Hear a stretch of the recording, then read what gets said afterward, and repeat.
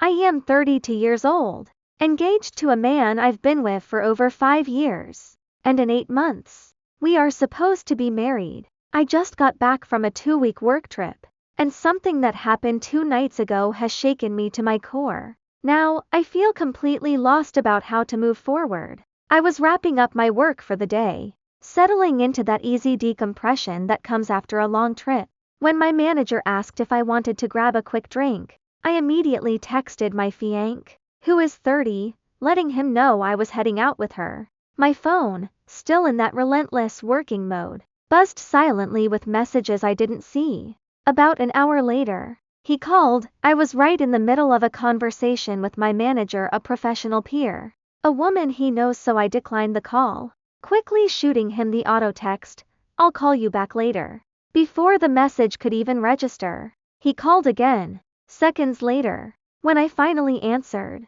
his voice was tight and upset. "Why are you canceling my call? What is this new behavior?" His accusatory tone caught me completely off guard and, honestly, embarrassed me. My manager was sitting right there. I stepped outside to try and explain.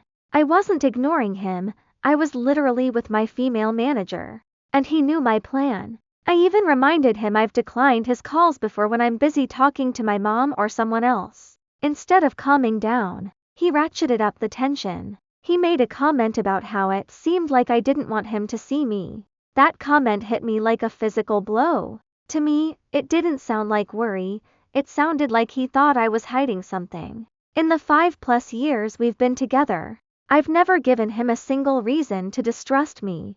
We share our locations. If he was truly worried about my safety or my whereabouts, he could have checked my location, but instead, he seemed to jump straight to suspicion. I told him how deeply his comments hurt me. He apologized for his angry tone, but he refused to acknowledge the actual implications. When I pressed him directly, "What made you think I didn't want you to see me?" he just kept repeating that he doesn't know. Emotionally flooded and needing to de-escalate, I asked for some space to process what had just happened.